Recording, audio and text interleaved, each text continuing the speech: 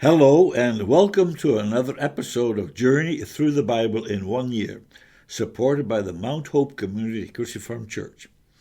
And today is March 28. My name is Bob, and we're glad that you joined us in this daily reading of the Bible, which we post each weekday, Monday to Friday. And each reading is taken from the New Living Translation of the Bible.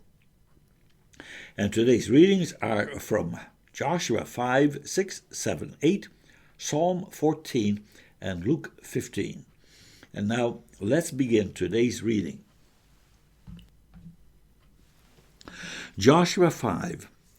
When all the Amorite kings west of the Jordan and all the Canaanite kings who lived along the Mediterranean coast heard how the Lord had dried up the Jordan River so the people of Israel could cross, they lost heart and were paralyzed with fear because of them. At that time the Lord told Joshua, "Make flint knives and circumcise this second generation of Israelites." So Joshua made flint knives and circumcised the entire male population of Israel at Gibeath Haraloth. Joshua had to circumcise them because all the men who were old enough to fight in battle when they left Egypt had died in the wilderness. Those who left Egypt had all been circumcised, but none of those born after the Exodus during the years in the wilderness had been circumcised. The Israelites had traveled in the wilderness for 40 years, until all the men who were old enough to fight in battle when they left Egypt had died. For they had disobeyed the Lord, and the Lord vowed he would not let them enter the land he had sworn to give us, a land flowing with milk and honey.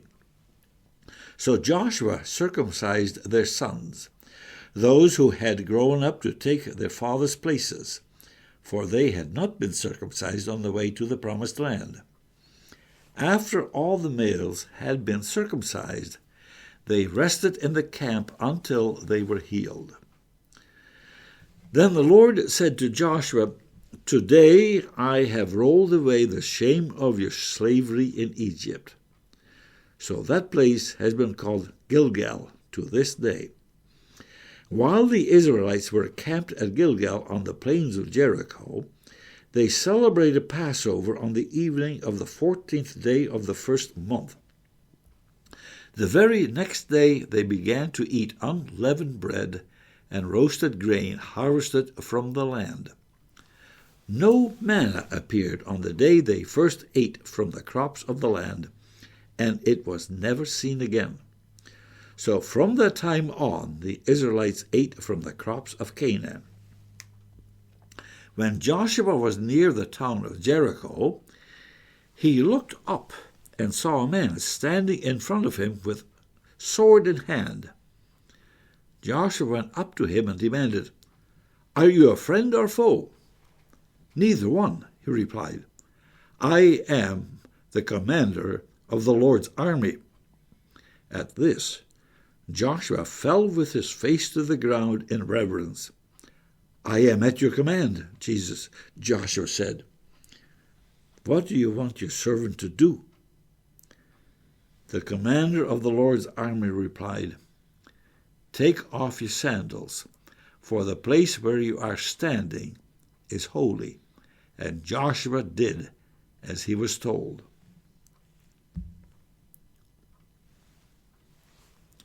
Joshua 6. Now the gates of Jericho were tightly shut because the people were afraid of the Israelites. No one was allowed to go out or in. But the Lord said to Joshua, "I have given you Jericho, its king, and all its strong warriors. You and your fighting men should march around the town once a day for 6 days. 7 priests will walk ahead of the ark, each carrying a ram's horn.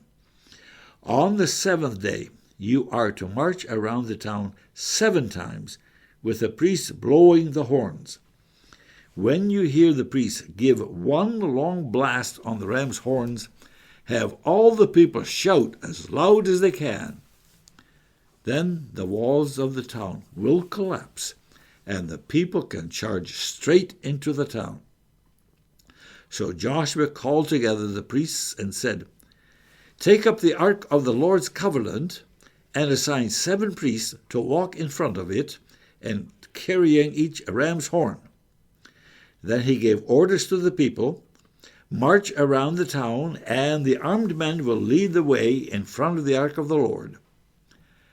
After Joshua spoke to the people, the 7 priests with the ram's horns started marching in the presence of the Lord, blowing the horns as they marched. And the ark of the Lord's covenant followed behind them. Some of the armed men marched in front of the priests with the horns, and some behind the ark, with the priests continually blowing the horns. "Do not shout, do not even talk," Joshua commanded. "Not a single word from any of you until I tell you to shout. Then shout." So the ark of the Lord was carried around the town once that day, and then everyone returned to spend the night in the camp. Joshua got up early the next morning, and the priests again carried the ark of the Lord. The 7 priests with the ram's horns marched in front of the ark of the Lord, blowing their horns. Again, the armed men marched both in front of the priests with the horns and behind the ark of the Lord. All this time, the priests were blowing their horns. On the second day, they again marched around the town once and returned to the camp. They followed this pattern for 6 days. On the 7th day, the Israelites got up at dawn and marched around the town as they had done before. But this time they went around the town 7 times. The 7th time around, as the priests sounded the long blast on their horns, Joshua commanded the people, "Shout, for the Lord has given you the town. Jericho and everything in it must be completely destroyed as an offering to the Lord. Only Rahab the prostitute and the others in her house will be spared, for she protected our spies. Do not take any of the things set apart for destruction, or you yourselves will be completely destroyed, and you will bring trouble on the camp of Israel. Everything made from silver, gold, bronze, or iron is sacred to the Lord and must be brought into his treasury." When the people heard the sound of the ram's horns, they shouted as loud as they could. Suddenly, the walls of Jericho collapsed, and the Israelites charged straight into the town and captured it. They completely destroyed everything in it with their swords, men and women, young and old, cattle, sheep, goats, and donkeys. Meanwhile, Joshua said to the 2 spies, "Keep your promise. Go to the prostitute's house and bring her out along with all her family." The men who had been spies went in and brought out Rahab, her father, mother, brothers, and all the other relatives who were with her. They moved her whole family to a safe place near the camp of Israel. Then the Israelites burned the town and everything in it. Only the things made from silver, gold, bronze, or iron were kept for the treasury of the Lord's house. So Joshua spared Rahab the prostitute and her relatives who were with her in the house, because she had hidden the spies Joshua sent to Jericho. And she lives among the Israelites to this day. At that time, Joshua invoked this curse: "May the curse of the Lord fall on anyone who tries to rebuild the town of Jericho. At the cost of his firstborn son, he will lay its foundation. At the cost of his youngest son, he will set up its gates." So the Lord was with Joshua, and his reputation spread throughout the land.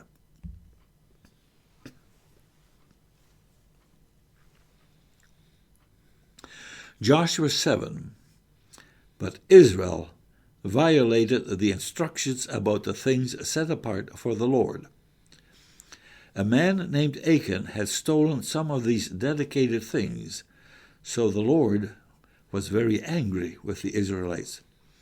Achan was the son of Carmi, a descendant of Zimri, son of Zerah, of the tribe of Judah.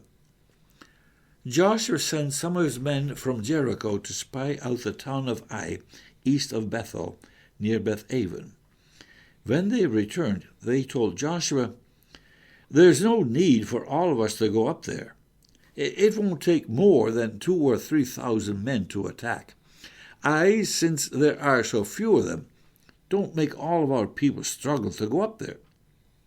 So, approximately 3,000 warriors were sent, but they were soundly defeated. The men of Ai chased the Israelites from the town gate as far as the quarries, and they killed about 36 who were retreating down the slope. The Israelites were paralyzed with fear at this turn of events, and their courage melted away. Joshua and the elders of Israel tore their clothing in dismay, threw dust on their heads, and bowed face down to the ground before the ark of the Lord until evening. Then Joshua cried out, "O sovereign Lord, why did you bring us across the Jordan River if you are going to let the Amorites kill us? If only we had been content to stay on the other side. Lord, what can I say now that Israel has fled from its enemies? For when the Canaanites and all the other people living in the land hear about it, they will surround us and wipe our name off the face of the earth. And then what will happen to the honor of your great name?" But the Lord said to Joshua, "Get up. Why are you lying on your face like this? Israel has sinned and broken my covenant. They have stolen some of the things that I commanded must be set apart for me. And they have not only stolen them, but have lied about it and hidden the things among their own belongings. That is why the Israelites are running from their enemies in defeat. For now Israel itself has been set apart for destruction. I will not remain with you any longer unless you destroy the things among you that were set apart for destruction. Get up, command the people to purify themselves in preparation for tomorrow. For this is what the Lord, the God of Israel, says. Hidden among you, O Israel, are things set apart for the Lord. You will never defeat your enemies until you remove these things from among you. In the morning you must present yourselves by tribes, and the Lord will point out the tribe to which the guilty man belongs. That tribe must come forward with its clans, and the Lord will point out the guilty clan. That clan will then come forward, and the Lord will point out the guilty family. Finally, each member of the guilty family must come forward one by one. The one who has stolen what was set apart for destruction will himself be burned with fire, along with everything he has, for he has broken the covenant of the Lord and has done a horrible thing in Israel. Early the next morning, Joshua brought the tribes of Israel before the Lord, and the tribe of Judah was singled out. Then the clans of Judah came forward, and the clan of Zerah was singled out. Then the families of Zerah came forward, and the family of Zimri was singled out. And every member of Zimri's family was brought forward person by person, and Achan was singled out. Then Joshua said to Achan, "My son, give glory to the Lord, the God of Israel, by telling the truth. Make your confession and tell me what you have done. Don't hide it from me." Achan replied, "It is true. I have sinned against the Lord, the God of Israel. Among the plunder I saw a beautiful robe from Babylon, 200 silver coins, and a bar of gold weighing more than a pound. I wanted them so much that I took them. They are hidden in the ground beneath my tent, with the silver buried deeper than the rest." So Joshua sent some men to take a search. They ran to the tent and found the stolen goods hidden there, just as Achan had said, with the silver buried beneath the rest. They took the things from the tent and brought them to Joshua and all the Israelites. Then they laid them on the ground in the presence of the Lord. Then Joshua and all the Israelites took Achan, the silver, the robe, the bar of gold, his sons, daughters, cattle, donkeys, sheep, goats, tent, and everything he had, and they brought him to the valley of Achor. Then Joshua said to Achan, "Why have you brought trouble on us?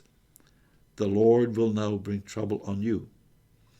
And all the Israelites stoned Achan and his family and burnt their bodies. They piled a great heap of stones over Achan, which remains to this day.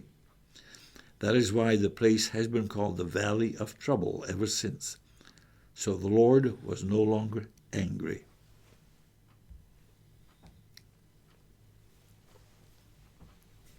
Joshua 8.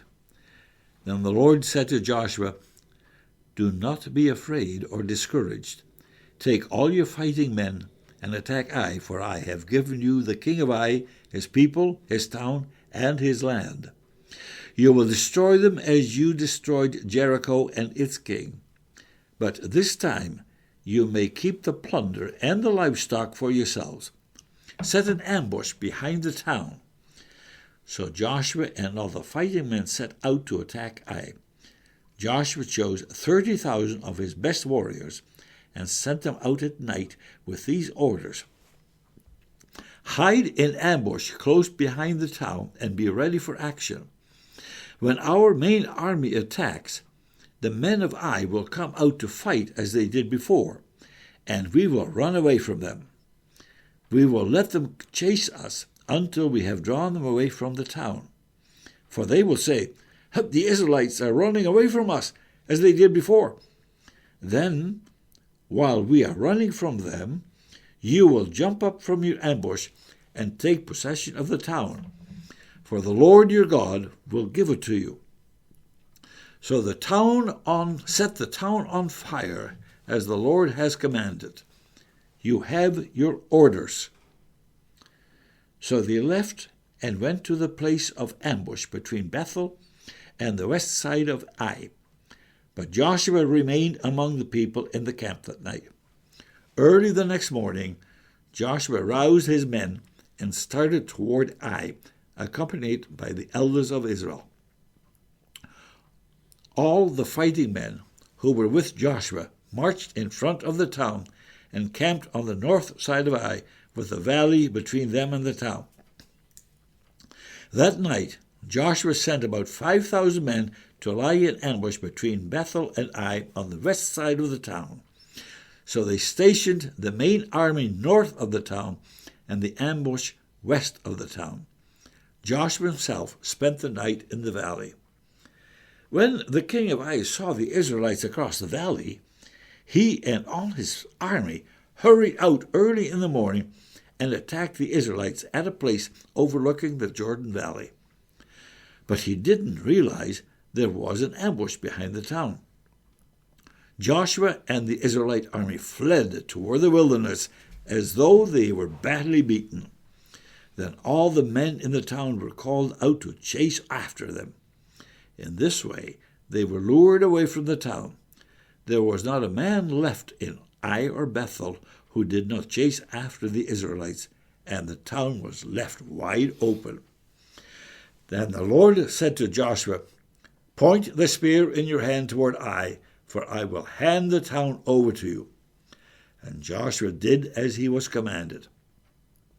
As soon as Joshua gave this signal, all the men in ambush jumped up from their position and poured into the town. They quickly captured it and set it on fire.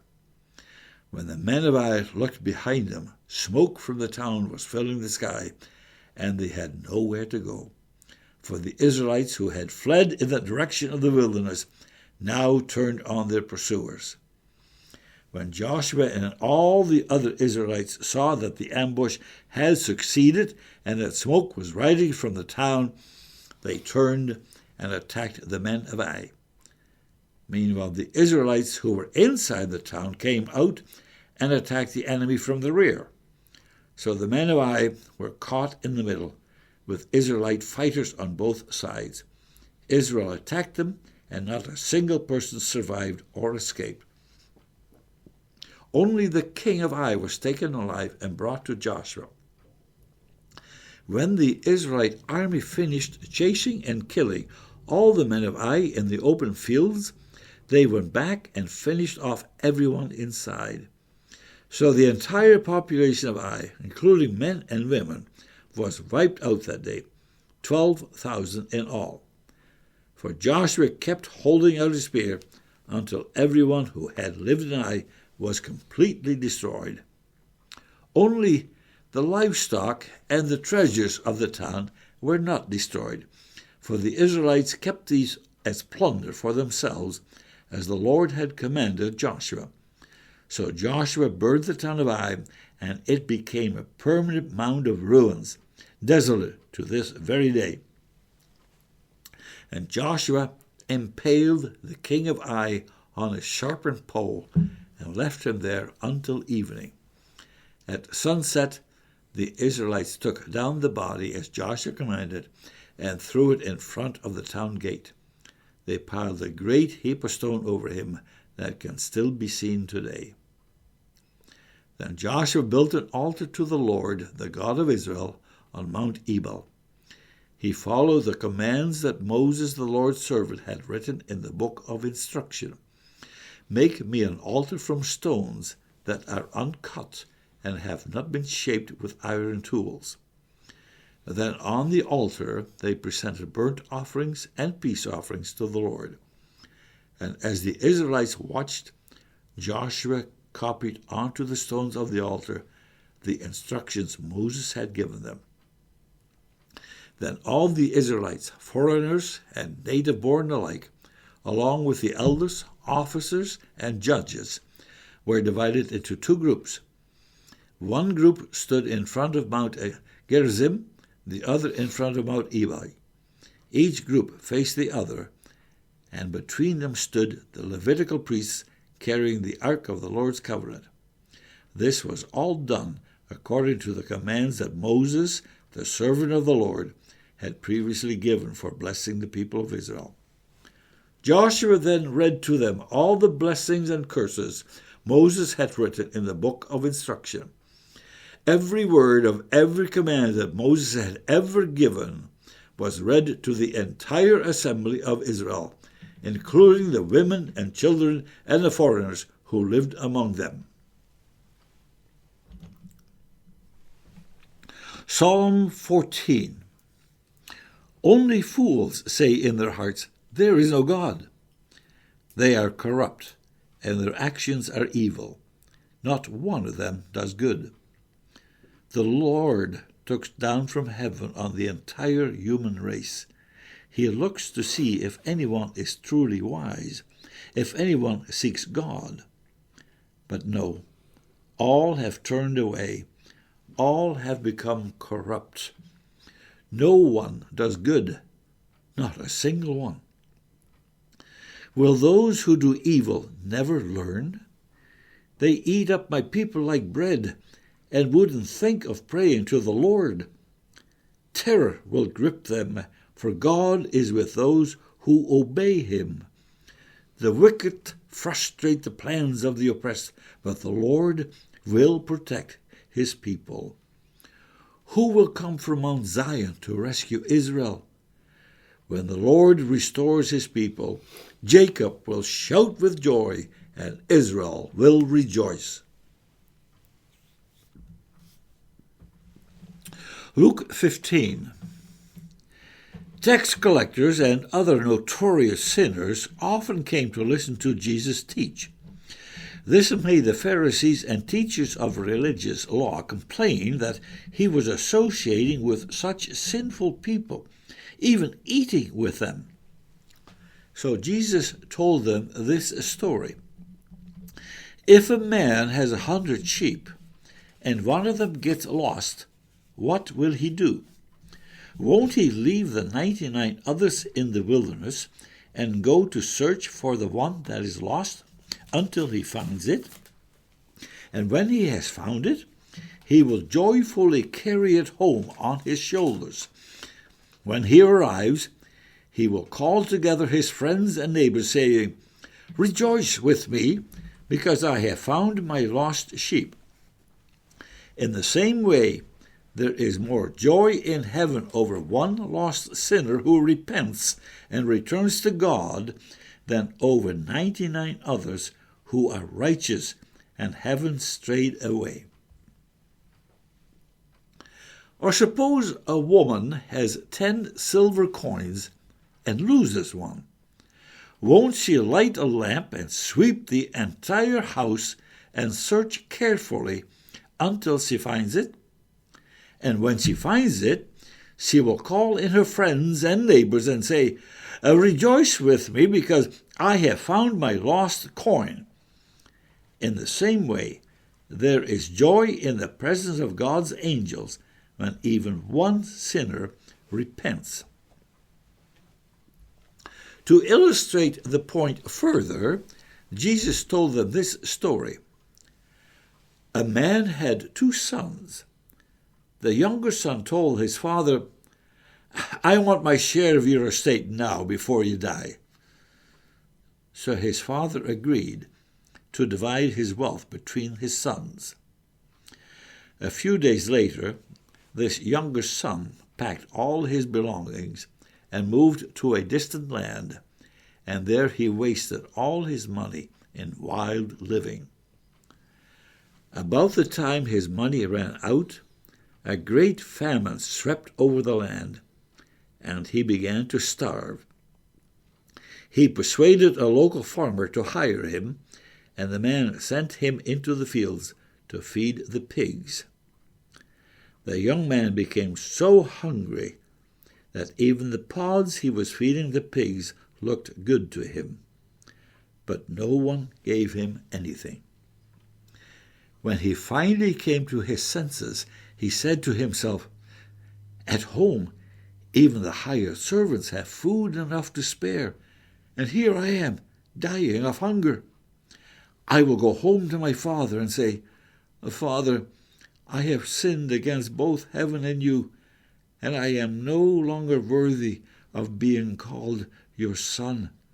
Please, take me on as a hired servant.'" So he returned home to his father. And while he was still a long way off, his father saw him coming. Filled with love and compassion, he ran to his son, embraced him, and kissed him. His son said to him, "Father, I have sinned against both heaven and you, and I am no longer worthy of being called your son." But his father said to the servants, "Quick, bring the finest robe in the house and put it on him. Get a ring for his finger and sandals for his feet, and kill the calf we have been fattening. We must celebrate with a feast, for this son of mine was dead and has now returned to life. He was lost, but now he is found." So the party began. Meanwhile, the older son was in the fields working. When he returned home, he heard music and dancing in the house, and he asked one of the servants what was going on. "Your brother is back," he was told, "and your father has killed the fattened calf. We are celebrating because of his safe return." The older brother was angry and wouldn't go in. His father came out and begged him, but he replied, "All these years I've slaved for you and never once refused to do a single thing you told me to. And in all that time, you never gave me even one young goat for a feast with my friends. Yet when this son of yours comes back after squandering your money on prostitutes, you celebrate by killing the fattened calf." His father said to him, "Look, dear son, You have always stayed by me, and everything I have is yours. We had to celebrate this happy day, for your brother was dead and has come back to life. He was lost, but now he is found. And that is the end of today's reading. Lord, bless the reading of your word. Bless that it may be spread throughout the world, and that people may hear and listen and rejoice in the wonderful words of salvation that we hear in your word. For Jesus' sake, amen.